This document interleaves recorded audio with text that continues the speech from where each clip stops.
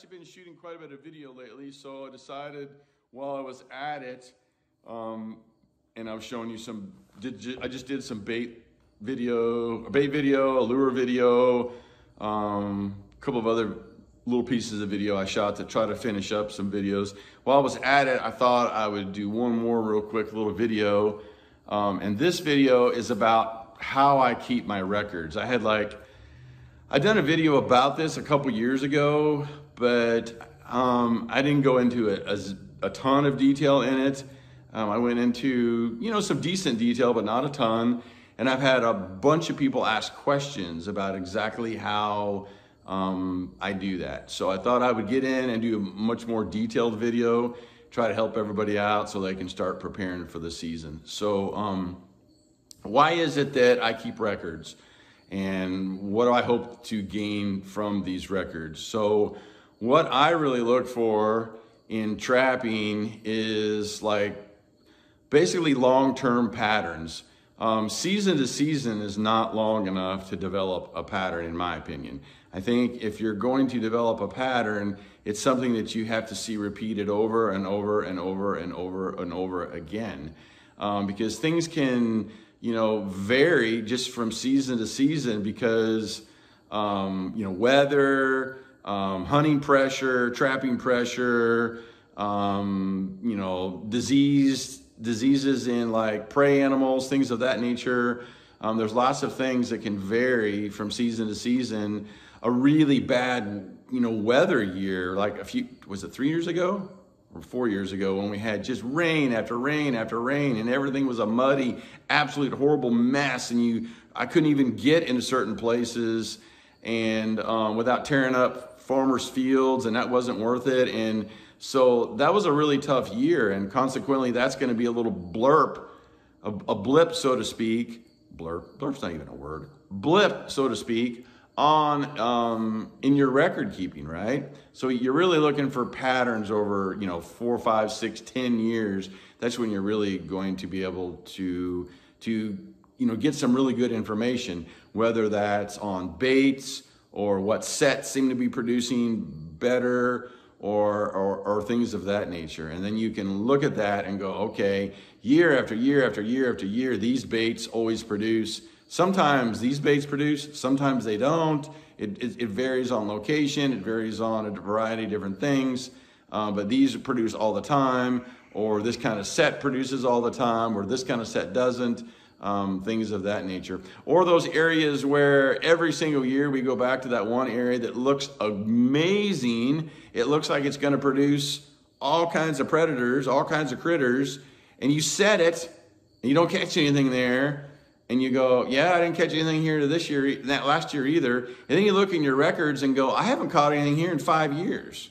We all have places like that where they look so good, and then we set it, and nothing ever happens. So stuff like that is really good that you can get from some of these records. So what do I do, and how do I keep my records? You can do this a variety of different ways. If you're somebody that likes electronics, you can keep records on your phone. You can keep records on an iPad that you take with you. You can do lots of different things, right? You can use apps like OnX and all kinds of other apps to mark locations, and you can put notes in there and do different kinds of things like that. I still do it the old school way. I know. Some of you are going to go, really? You're so outdated. And that's probably true. I mean, I still wax and dye my traps, so I'm old school, right? I just take a notebook. And the reason I do that is I like to have things written in my notebook. I like to be able to see things as I'm going along. I like to be able to, if I catch something, I like to be able to look at my notebook immediately and not have to go through electronics and look for everything and go, okay, this is what I used, so I can maybe use something different in a remake, like one bait switch into another bait, whatever. So I just think, for me, a notebook is easier, right? And then at the end of the year, I take my notebook and I put it all in an Excel spreadsheet. And I can take that spreadsheet and then I can compare that spreadsheet to past spreadsheets, and I can even combine them, and then I can really over time start to develop these patterns that I'm looking for that will enable me to hopefully learn, because you always have got to be learning or you're just going to be stagnant, right? And then, so not only learn, but look for those patterns so that I can, make changes and things of that nature. So what do I put in my notebook? I've changed this over the years several different times, and there's kind of a sweet spot between not putting enough information and just putting too much. If you put too much, the information gets kind of overwhelming, and it can be confusing at the end of the season, and you got so much information. So I've kind of refined it over the years, and I still am in that process of constantly refining it. So the first thing I'm going to put in my notebook is the date. And why do I want to put the date? Because I want to see, and I want to be able to have something in there that is, this is when it started, and from that date, then I'm going to be able to say that's set for 10 days, that's set for 14 days, whatever that is, right? And then I'm going to start looking for patterns. Am I getting a lot of first night catches? Am I getting a lot of third night catches? Am I getting, 7-day catches? Because that can mean a lot of stuff, right? Maybe this is just an area where I don't have predators that are there all the time, and I'm waiting for coyotes to come through. Personally, I don't like those areas. I want areas where they're constantly moving through that area, right?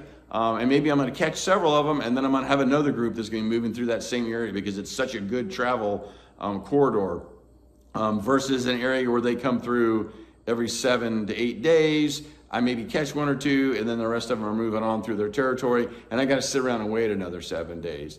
I don't like that because, that's hard trapping. That's a ton of work, and you're not going to be able to get big numbers that way. So if I can find those patterns, then I'm going to use that.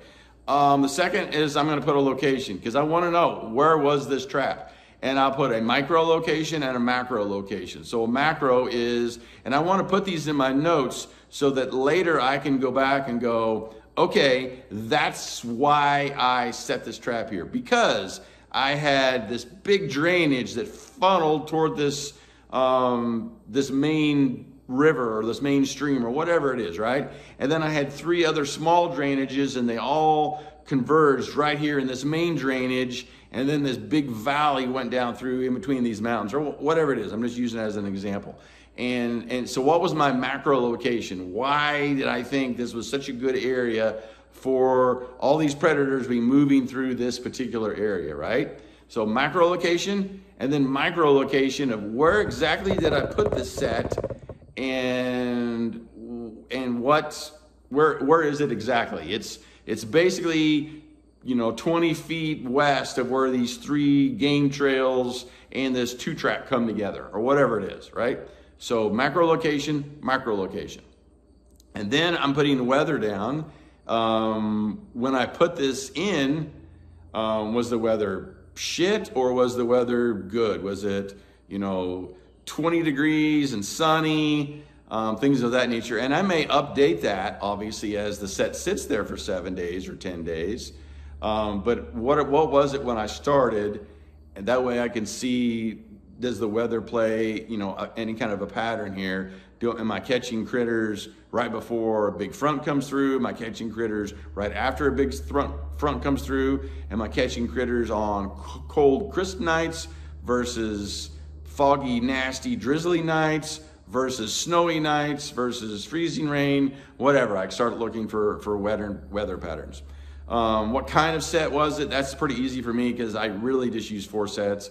Dirt hole, flat set, T-bone, or some type of a trail set or a blind set. Those are really the main 4 that I'm using. I'm not getting too tricky with a lot of stuff. So that's pretty simple. What bait, lure, and urine am I using? That's pretty self-explanatory.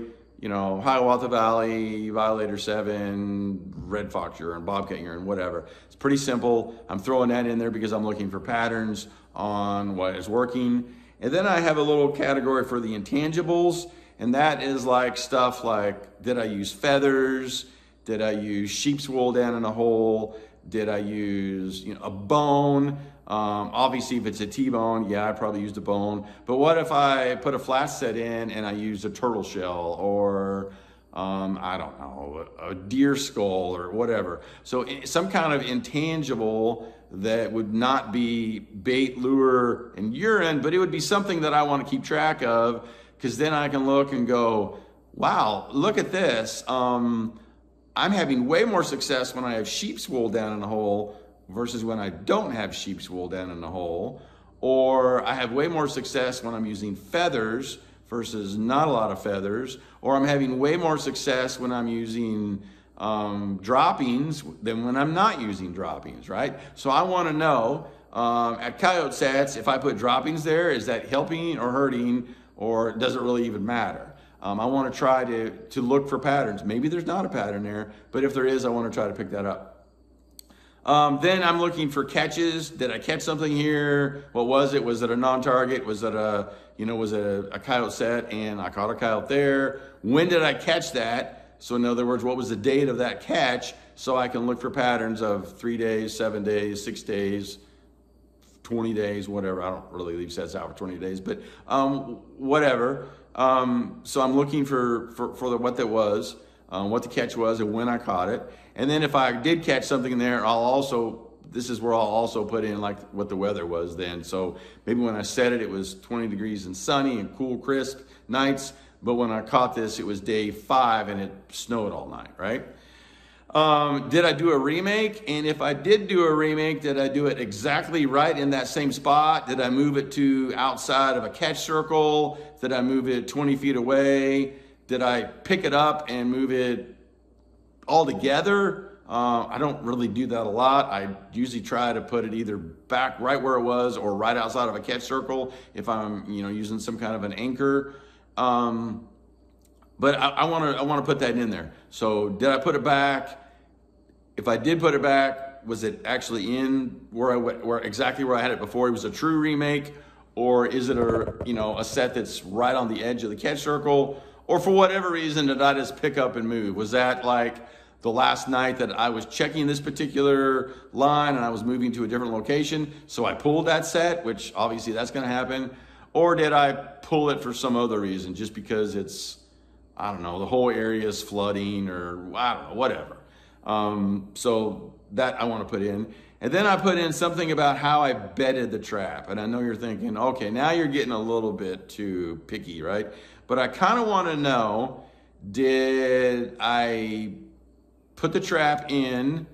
I'm using the same, I always use polyfill, so I don't even have to put a category for that because I know it's polyfill, right? But what may change for me is, did I use peat moss?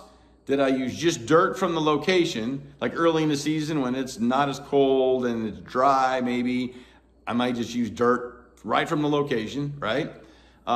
Did I use maybe dry dirt that I brought in from another location? And then maybe I use peat moss, or did I use wax dirt? So really those are like the main things I'm gonna use. Wax dirt, and I only use that when I have to, mainly because it's expensive to make and you only have so much of it, unless you got a dump truck load, which who has that, right? So most of the time I am using some type of dry dirt that I've got from like an old barn or something like that, and I've talked about that in previous videos. And then I'm using some kind of a peat moss. Maybe I'll put dry dirt to bed the trap in, and then I'll put peat moss just kind of inside the jaws, and then I'll cover it up with that, sipped over some dry dirt again, and then maybe just a sprinkling of like dirt from the area so it kind of all blends in. So most of the time that's what I'm doing. But early in the season, I may just use dirt straight from where I just dug my trap bed and put it right back, because it's not muddy or it's not wet, it's not really cold, I don't have to worry about anything freezing, so I just did that. So I put in here how I bedded the trap and what I used to bed it, right? And I want to know, am I catching, does it matter? Does it matter if I'm using wax dirt? Does it matter if I'm using peat moss? Does it matter if I'm using dirt from the area or dirt that I bring in? And I'll tell you right now, from what I've seen over the last, I don't know, 10 or 15 years that I've been keeping that stat, I don't think it matters. But I put that in there anyway. Then I'm putting something in here about, have I set this area in the past? So have I set this area like every year for 5 years? Did I skip a year? I skipped 2 years, whatever it is. So I want to know what kind of pressure have I had there in the past. And then lastly, have I had misses there? In other words, did I have a dig up? Did I have something that showed up, dug the hell out of my hole, maybe didn't get the bait, but dug from the side or dug from the back or stepped all over the place, but just didn't step on my pan, right? So I want to document that so I can look for areas where maybe I can improve or maybe I'm missing something. So if I start seeing where they're always coming in from the side or they're always coming in from the back and I'm not getting them from the front, then I want to know that I'm going to change things up. I'm going to adjust accordingly, especially if I start seeing a pattern for that. So those are kind of the 1, 2, 3, 4, 5, 6, 7, 8, 9, 10, 11 categories that I'm keeping currently. Again, it's kind of a work in progress, but that's kind of what I do. And then at the end of the season, I just take all that information out of my notebook, put it in an Excel spreadsheet. Then it's easy for me to move stuff around. I can import from another Excel spreadsheet and add last year's and 3 years ago and 5 years ago. And then I can really start to see patterns over time. So what are some of the patterns that I have seen, just in case you're interested? So as far as baits and lures, because everybody always seems to ask that, and I've kind of said this before, I think as long as you're using a good brand, you know, a good, well-known brand of bait and lure, honestly, I think you'll catch critters. Are there certain ones that I think may work better in certain geographic areas? I think so, just because I've seen that over my experience trapping. I can't explain why that is, but you know, maybe in a certain area, the coyotes are feeding more on mice, and you use a Hiawatha Valley or something, and they're all over that. And maybe in another area, they're not as picky or whatever, or they're feeding on something different, and for whatever reason, they get into something different. So I think you will see some patterns like that. Hiawatha Valley always works for me. Year after year after year after year, it always works for me. And even though I like switch things up, so if I go back to the same area year after year, which I have plenty of places that I do that, and I see that I use Hiawatha Valley there, I'll try not to use it as much there. Maybe sprinkle it in a few sets, but maybe I'll try to give them something different, maybe a Federales or something completely different to look at. But what I see is year after year after year after year, anywhere that I trap in the Ozarks, Hiawatha Valley works. Some of the other patterns that I see is that it doesn't matter, like I told you earlier, whether I use dry dirt that I bring in, whether I use dirt from that area, whether I use a combination of dry dirt to bed the trap and then peat moss inside the jaws and then dry dirt over it, maybe cover it with a little local dirt. That's probably my favorite, and I think overall I like that the best. I don't know that I have stats to support that works best. I think that's probably just like confirmation bias on my part because it looks so much better and it looks so more realistic in my opinion. But I don't know that I have stats to go, okay, that works so much better than any other way. So I don't know that I have any information about that. I think honestly, whatever you do is probably gonna work. For me, dirt hole sets typically work significantly better early in the year, and flat sets seem to work a little bit better later in the year. I think some of that is, and it's just a guess on my part, is those big flashy dirt holes, which, you know, you've seen me basically make a big giant mess with a big deep dirt hole and just leaves dirt and stuff scattered all over Hell and Creation. I don't even try to blend it in. In fact, I don't even want it to blend in. I want it to look like something dug the hell out of it and went crazy. I think those work really, really good early in the year because you got all those pups running around. They're not super smart. They haven't had all this time to learn yet. And boy, they are just attracted to that like, you know, a moth to a light bulb. So I think maybe that's probably why they work so good early in the year. But I also catch plenty of old, big male coyotes, old, you know, beta females and all that early in the year in a dirt hole. I think the reason that flat sets work better later in the year, and again, I'm no biologist, I'm no whatever, is I think at some point those coyotes become so territorial as the breeding season starts to get closer and closer that they're more in tune to screwing than they are eating.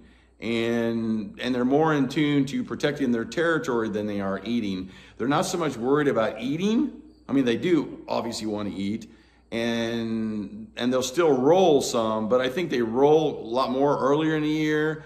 They're more eating earlier in the year, and later in the year, especially those big males, those big alphas, and even the younger males, I think they start getting more into the territorial thing, and they start getting more into the breeding thing. And a flat set seems to work a little bit better because they're really into protecting their territory. So, and then even the females, they're looking into a mate, right? So everything seems to work really well for a flat set later in the year. So I have seen patterns like that where early in the year, dirt holes, late in the year, flat sets. So consequently, I'll start off with more dirt holes early and then go to more flat sets late. So I have seen that. Any other patterns? I can't think of anything else that I see consistently over time other than those. But those are some, and those are some things that if you're going to see, you want to know. You want to know that. One other one that I probably should throw out is like intangibles, like I talked about earlier, like with feathers and stuff. I don't really notice a difference in like coyotes specifically if I use feathers or I don't use feathers. If you use a little bit of feathers and maybe just shove some down in a hole and maybe sprinkle a few around the set, I think that works better, and I've seen that work better than if you just go nutty with the feathers. I think coyotes are so skittish you can't overdo it, right? So I think with coyotes, less is more. With foxes and cats for sure. I mean, you want it to look like a disco, right? But foxes, I think, are, especially grays, they're way more attracted to a pile of feathers, kind of like a cat. And the other thing I see is raccoons are attracted to that as well. So keep that in mind if you're using intangibles. The one intangible that I think for sure, and I know year after year after year, I see this and I see this and I see this, is if you can use droppings at your sets with coyotes, that helps. And I think that definitely helps. I can't give you like a stat like off the top of my head, but I know year after year after year, I catch more coyotes, and I'll see it in my spreadsheet where I use droppings mixed in with a dirt hole or a flat set or whatever, or trail set, than if I don't. And when I do my trail sets, I don't do a ton of them because I just can't, because so many areas that I trap have cattle on them, or they have just so many deer. The deer are running those trails and they're getting in my set all the time. But when I do like a trail set, I put like one trap in that trail, and obviously I blend it in as best as possible.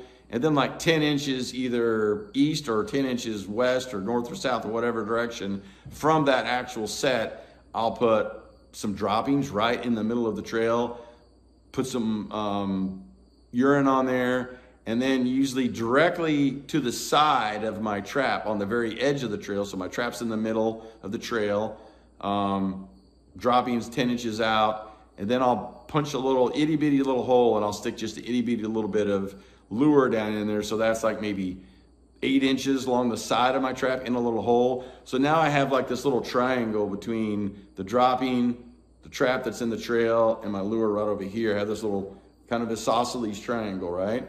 And I find that I have way better results on trail sets doing that than doing like, the double trap mafia set, or trying to put little sticks for them to step over.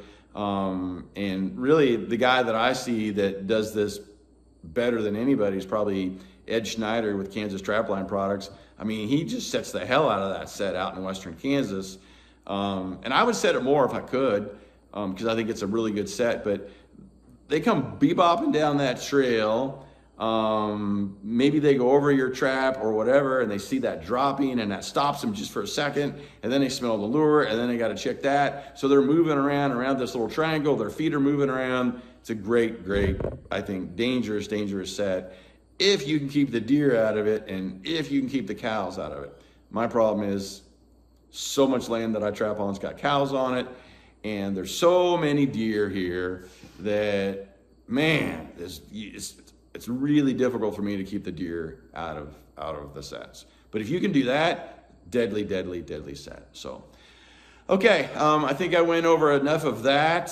If you have any questions or comments, please put them down below. I'll be happy to answer them. That's kind of what I do on keeping stats, and also some of the stats that I have seen over the last 10 or 15 years when I really have went to this particular process of keeping these, really detailed records. So I know it's a little bit of extra work, but I think if you really want to improve your trapping long term, it's something that you should really consider and take a look at it at the end of the season. So thanks for watching, and be careful out there, be safe, and we'll talk to you soon.